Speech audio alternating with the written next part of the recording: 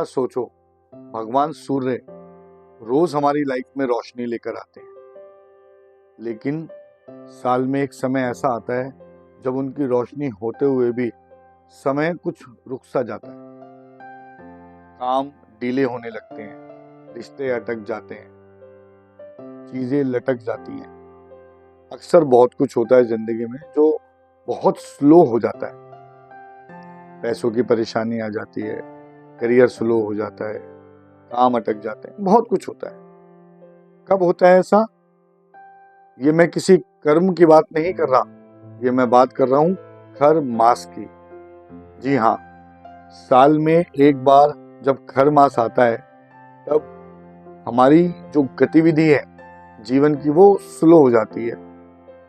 चीजें बहुत कम स्पीड से चलने लगती हैं जिंदगी में। अक्सर हमारे कई काम जैसे अटक से जाते हों। ये जो खरमास है ये क्यों आता है और इसके पीछे क्या धारणा है?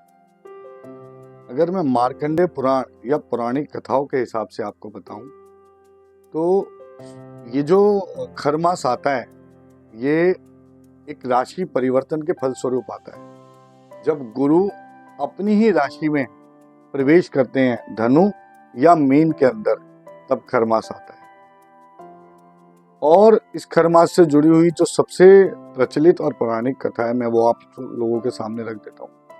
ऐसा माना गया है कि सूर्य की जो गति है वो निरंतर है, वो निरंतर प्रभाव से चलते रहते हैं, ब्रह्मांड का चक्कर काटते हैं। और भगवान सूर्य के रथ में 7 घोड़े लगे हुए हैं। वो 7 घोड़ों के रथ पर निरंतर सवार पूरे ब्रह्मांड का चक्कर लगाते हैं।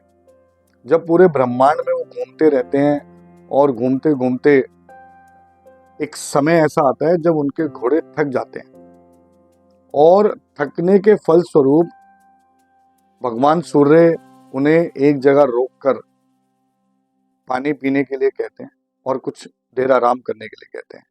परंतु भगवान सूर्य स्वयं नहीं रुक सकते, क्योंकि वो अगर रुक गए तो धरती पे प्रलय आ जाएगी, सब कुछ समाप्त हो जाएगा, सृष्टि का सारा रचनाक्रम बिगड़ जाएगा।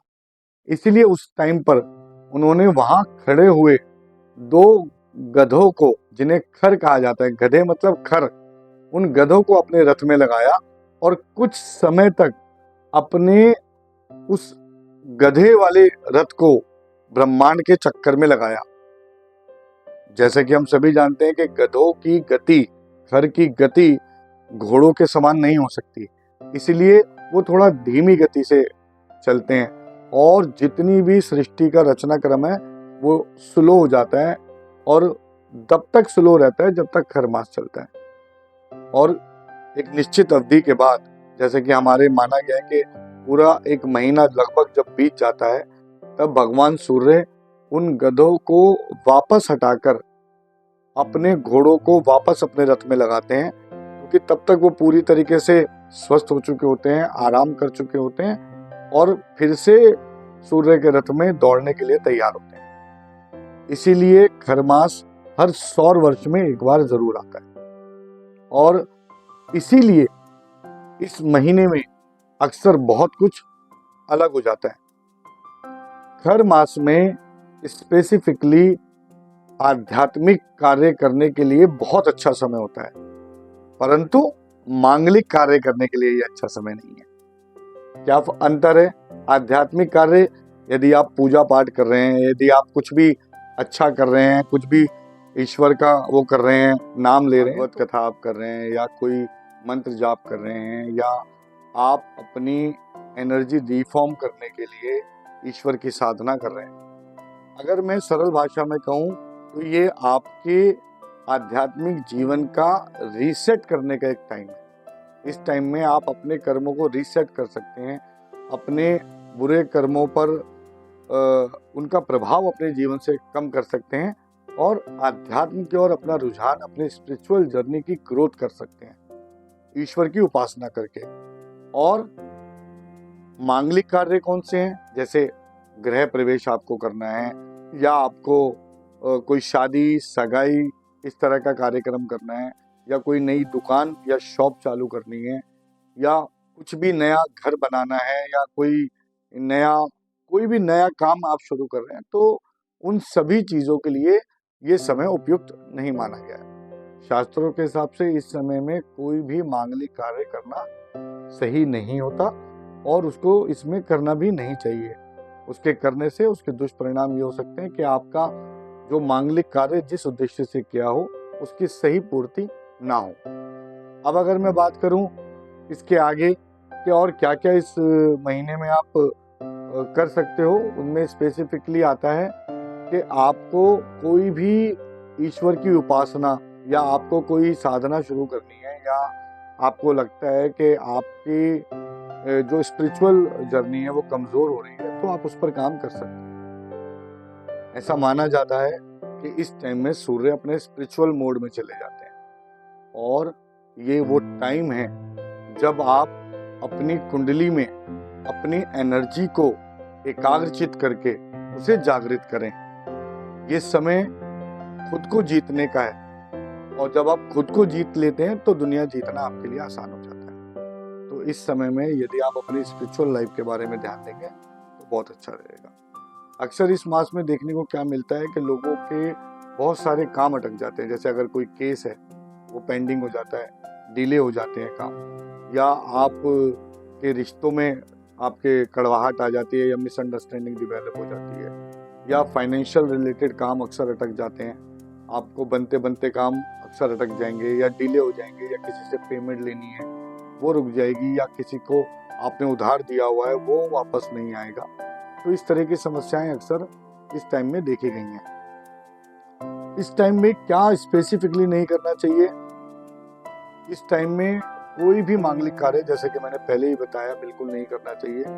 और उसके अलावा अगर आपको अपने करियर में प्रॉब्लम आ रही है तो आप जॉब स्विच ना करें अनटिल एंड अनलेस ये बहुत एक्स्ट्राऑर्डिनरी अपॉर्चुनिटी आपके पास आ रही हो और आप उसे पूरी तरह कैलकुलेट कर चुके हो। क्योंकि हर मास किसी भी तरह के नए कार्यक्रम या नए परिवर्तन के लिए नहीं बना है। ठीक है, इस टाइम में आप कोशिश करो, अपने आत्मचिंतन की कोशिश करो, अपने ऊपर, अपनी पर्सनैलिटी पे, अपने व्यक्तित्व पे काम करो, अपने आप को जागृत करो और अपनी एनर्जी को रिफॉर्म करो।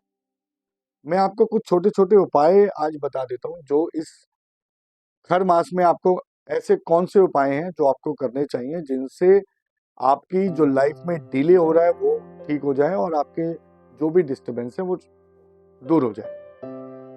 सबसे पहले मैं बताता हूँ, यदि आपको लगता है कि आपके दिया हुआ पैसा अटक जाता है, आपका कर्जा वापस नहीं आ रहा, या आपने किसी को बहुत उधार दिया हुआ और वो वापस नहीं आ रहा, तो एक उपाय जो आप कर सकते हैं, वो सबसे अच्छा उपाय क्या है? आपको सूर्य को हर रोज जल चढ़ाना है। खर मास के पूरे 30 दिन लाल मिर्च के बीज डाल के, सूखी हुई लाल मिर्च के बीज डाल के आपको सूर्य को जल चढ़ाना है। खर मास में यदि आपको लगता है कि आपके करियर में बहुत सारी डिस्टर्बेंस है और आपका करियर बहुत ज्यादा अटक रहा है, या जॉब में आपकी बड़ी परेशानी आ रही है, आप उसे स्विच करना चाहते हो नहीं पा रहा, या वहाँ का बॉस या आपका एटमॉस्फेयर बहुत खराब है, तो उसके लिए एक और उपाय है जो इस खर मास में स्पेसिफिकली आप कर सकते हैं। आप सूर्य को एक चुटकी हल्दी डालकर जल चढ़ाइए। देखिए, इन सब के पीछे शास्त्रों का कैलकुलेशन है, एक तरह की कैलकुलेशन है, क्योंकि खर मास का बहुत ज्यादा संबंध सूर्य और गुरु से होता है। और यदि आप सूर्य को जल चढ़ा रहे हैं हल्दी डाल के, तो ये दोनों ग्रहों को जागृत करता है और आपके अटके हुए और रुके हुए कार्यों को पूरा करता है।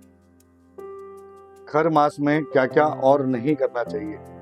कोई भी नई गाड़ी नहीं खरीदनी चाहिए, या नई जमीन अगर आप खरीदने के लिए सोच रहे हैं, कोई नया फ्लैट या मकान खरीदने की सोच रहे हैं, तो बिल्कुल भी ना खरीदें। कोशिश करें, अगर आपके लिए बहुत ज़रूरी है तो आप उसे बुकिंग अमाउंट देख के रोक सकते हैं, लेकिन उसकी जो पूरी पेमेंट है या उसका जो कंप्लीट प्रोसेस है वो खर मास के बाद ही करें। उसके अलावा यदि आपको इस टाइम में किसी के प्रति बहुत ज़्यादा जेलसी हो रही है या किसी भी तरह का नेगेटिव भाव आपके मन में आ रहा है, तो उससे बचना चाहिए। किसी भी आर्ग्यूमेंट से दूर रहें, कोशिश करें। मैं फिर कहता हूँ, ये एक आत्मीय रीसेट का टाइम है और इस टाइम में आप अपने व्यक्तित्व का निर्माण करें। एक एक सबसे अच्छी बात यह है कि ऐसा नहीं होगा कि आपके आसपास हर व्यक्ति आपको खुश रखे, हर व्यक्ति आपके विचारों से सहमत हो। और बहुत बहुत मुमकिन है कि हमें अपने आसपास के लोगों पर बहुत गुस्सा है, लेकिन अगर ये वो पीरियड है, इस पीरियड में कोशिश करें कि आप अपने आध्यात्मिक यात्रा में दूसरों को माफ करना शामिल करें। अगर आप उनको माफ कर पाते हैं और उनको क्षमा कर देते हैं, तो मैं आपको यकीन से और पूरे दावे से ये बात कह सकता हूँ कि ये आपके व्यक्तित्व को बेहतर करेगा। उनके जीवन में कोई प्रभाव पड़े ना पड़े, पर आपके जीवन को बहुत बेहतर बना देता है। 2-3 उपाय जो मैं आपको बता देना चाहता हूँ, जो आपको करना चाहिए, क्योंकि मैंने पहले भी कहा एस्ट्रोलॉजिकली ये खर मास स्पेसिफिकली सूर्य और गुरु से जुड़ा हुआ है, और धनु, मीन और सिंह राशि वालों के लिए बहुत इंपॉर्टेंट रोल प्ले करता है। तो जिनकी राशि धनु है, मीन है, उनको क्या उपाय करने चाहिए स्पेशली? उनको हर रोज सूर्य को जल चढ़ाना है और ओम आदित्याय नमः इसका 108 बार जाप करना है। स्पेसिफिकली धनु और मीन राशि वाले ये उपाय कर सकते हैं। और उसके अलावा भी कोई भी अगर अपने करियर या लाइफ में बेहतरी के लिए कुछ भी सोच रहा है, तो इस उपाय को कर सकता है। अब अगर सिंह राशि वालों की मैं बात करूं, तो वो भी इस उपाय को कर सकते हैं। सिंह राशि वालों के लिए भी ये उपाय बहुत अच्छा है।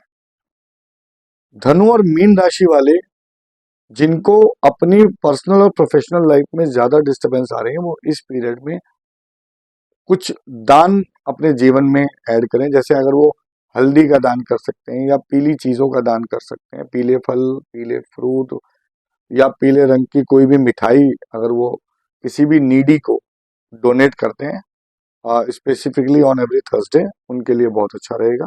गुड़ का दान इस पूरे महीने में यदि आप करते हैं, तो आपके लिए बहुत ही चमत्कारी प्रभाव लेकर आ सकता है।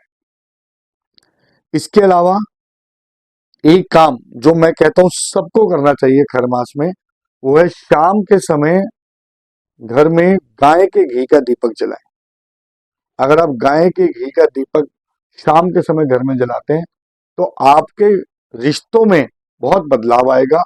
अगर किसी भी तरह की मिसअंडरस्टैंडिंग है, या छोटी छोटी बातों पर आपस में नहीं बन रही है, या बहुत लड़ाई झगड़े हो रहे हैं, तो खर मास के अंदर हर रोज शाम के समय अपने घर में गाय का दीपक जलाएं। अपने घर के मंदिर में आप ये दीपक जला सकते हैं।